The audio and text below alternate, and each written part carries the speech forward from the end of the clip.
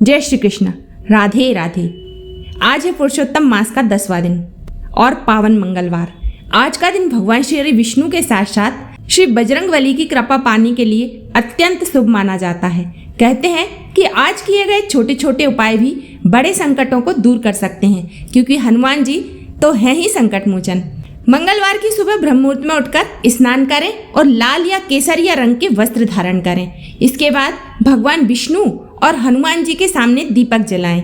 हनुमान जी को चमेली का तेल और सिंदूर अर्पित करें तथा ओम नमो भगवते वासुदेवाय और ओम नमो हनुमते नमः मंत्र का जाप करें।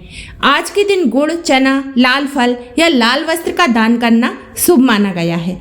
यदि संभव हो तो बंदरों को गुड़ चना खिलाएं और किसी जरूरतमंद को मीठा भोजन कराएं।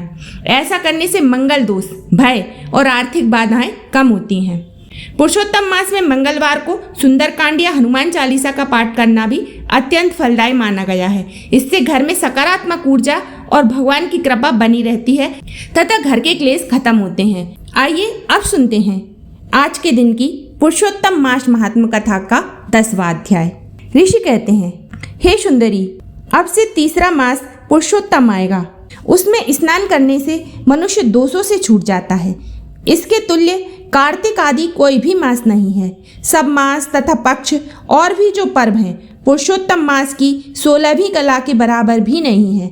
12,000 वर्ष गंगा में स्नान करने से जो फल मिलता है और सिंह के बृहस्पति में गोदावरी गंगा में स्नान करने से जो फल मिलता है, वही फल कहीं भी पुरुषोत्तम मास में एक बार स्नान करने से प्राप्त हो जाता है।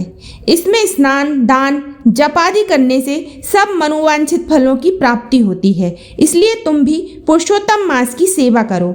मुनिराज कन्या को ऐसे वचन कहकर चुप हो गए।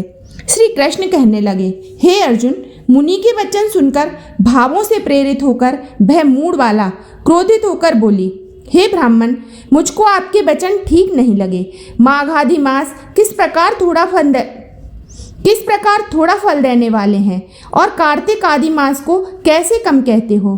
क्या सेवा किया हुआ बैसाख मास इच्छित फल नहीं देता? यह तो मल मास सब कर्मों में निंदित है। हे मुने, सूर्य संक्रांति से रहित मल मास को आप कैसे श्रेष्ठ कह सकते हैं? इस प्रकार क्रोध से कहे गए ब्राह्मण की पुत्री के वचनों को सुनकर ऋषि का शरीर जलने लगा और क्रोध से नेत्र लाल हो गए, परंतु फिर भी मित्र की कन्या को श्राप नहीं दिया और सोचने लगे कि कन्या मूर्ख है, अपने हित अहित को नहीं जानती। पुरुषोत्तम का महात्म्य जो बड़े बड़े ज्ञानी भी नहीं जानते, तो कम बुद्धि वाले पुरुष और कन्याएं कैसे जान सकती हैं? और यह बिना पिता की कन्या दुख रूपी अग्नि से सुलगते हुई मेरे अत्यंत उग्र श्राप को कैसे सहन कर सकेगी? ऐसे उत्पन्न हुए क्रोध को दूर करते हुए स्वस्थ होकर व्याकुल कन्या से कहने लगे, तू दुखी और नादान है, इसलिए तेरे पर मेरा कुछ भी कोप नहीं। जैसा तेरे निर्भाग्य मन में हो वैसा कर, और भी जो कुछ होने वाला है सो सुन। मैं कहता हूँ, तूने जो पुरुषोत्तम मास का अनादर किया है, इसका फल इस जन्म या अगले जन्म में अवश्य होना चाहिए। क्योंकि तेरा पिता मेरा मित्र था, इसलिए तुझको श्राप नहीं देता हूँ कि तू बालक है और अपने शुभ और अशुभ को नहीं पहचानती है। तेरा कल्याण हो। मैं तो नार नारायण की सेवा में जाता हूँ। श्री कृष्ण कहने लगे कि ऐसा कहकर वह महाक्रोधी तपस्वी मुनि झटपट चले गए और उसी क्षण वह कन्या पुरुषोत्तम के प्रभाव से कांतिहीन हो गई और अपने मन में विचार करने लगी कि तत्काल फल देने वाले पार्वती पति श्री शंकर की आराधना करूंगी। ऐसा निश्चय करके अपने आश्रम में जाकर वह कठिन तप करने की इच्छा करने लगी।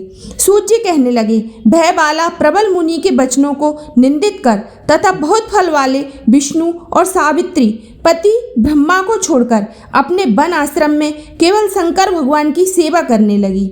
इसी के साथ पुरुषोत्तम महात्म कथा का 10वां अध्याय संपूर्ण होता है। बोलिए श्री कृष्ण भगवान की जय।